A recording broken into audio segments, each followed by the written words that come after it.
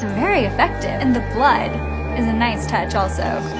2016's Terrifier was made for only $35,000. That money was raised on an Indiegogo campaign. Now, this film, created by Damien Leone, introduces us to Art the Clown, an enigmatic serial killer who stalks two women on Halloween night. This small-budget and limited-release film immediately developed a cult following and spawned Terrifier 2, which was made on a larger, but still modest $250,000 budget, but went on to make $15 million. Now, this was an immediate sequel to the first one and really turned the gore and violence up to 11. So naturally, we were going to get a sequel, and Terrifier 3 was released this past weekend. Now, this is made on a much larger budget of $2 million. It once again features Art the Clown and Sienna Shaw, the protagonist from Terrifier 2. Now, the problem with slasher films tends to be, as the series goes on, the creators feel the need to up the stakes and gore factor, leading to things getting, well, a bit over the top and silly. Think of the Saw or Final Destination franchises. Both of these started incredibly strong, had decent sequels, but begun to come off the rails by the third film. So what do we have here? Does Terrifier 3 continue to build on the story? Does it successfully add to this horror franchise? Or is this a case of going back to the gore well one too many times? Well, before we answer that, let's talk a little bit about the plot for the movie Terrifier 3. Let's talk. So the movie begins with one of the goriest and bloodiest scenes I've ever seen in film. I won't spoil it, but there were rumors at test screenings people walked out at this part. Then it flashes back 5 years to the end of the last film. We find the head of Art the Clown and the mutilated Victoria eating a guard at a hospital. Victoria is a character in Terrifier 1 and 2. Now, Art's body and head reunite, and they escape. 5 years go by. Here we find Sienna Shaw, the hero from Terrifier 2. She is being released from a mental hospital to celebrate Christmas with her sister and niece. But, at the same time, Art, he reappears and goes on a killing and murder rampage. And it will be once again up to Sienna and her brother to attempt to stop the evil and murderous clown and his partner in mayhem, Victoria. So what works in this film? Well, surprisingly, and I just say surprisingly because slasher films aren't known for their, strong acting. But here, Lauren Lavera puts in a fantastic performance as Sienna.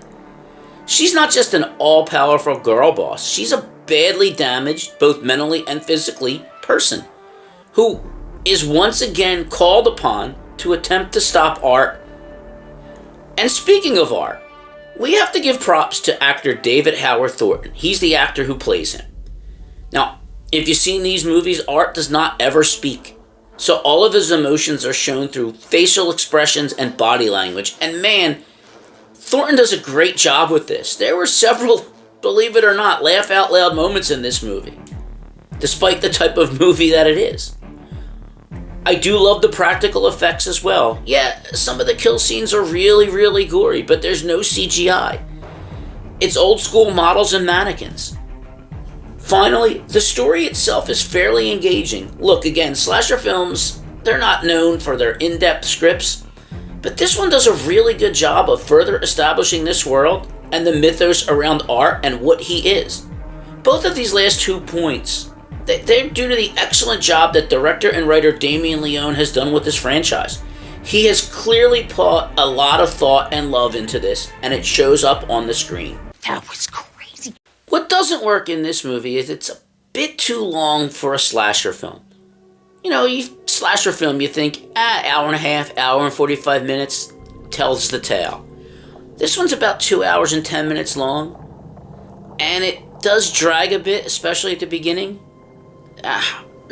There were times that I was just a little checked out and a little bored, but that's just at the beginning. It does pick up.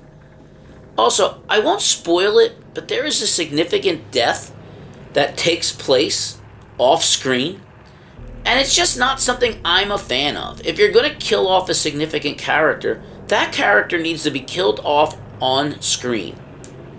Lastly, this is not really a criticism, it's more of a warning. These movies are violent and bloody as hell. They are quite shocking. No one is safe in these films. Not men, not women, not even children. So if you're easily disturbed, this is not the franchise for you. But if you've seen the first two, you kind of know what to expect going in. Oh, that must have been a pretty gory spectacle. However, that's really it in terms of criticism. This is an incredibly solid, well-acted, well-directed, well-shot slasher film made by people who clearly care about this world and these characters and want to put a good story on the screen. Terrifier 3 cements the franchise and its sadistic killer clown as both legends of the genre and authentically shocking fodder for mainstream audiences. It exploits what works in the first two movies and expands on it.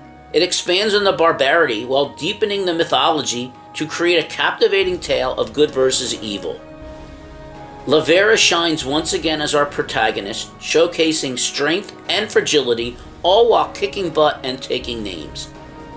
Now, I won't spoil the ending, but it does have a pretty massive cliffhanger, so definitely expect a fourth film.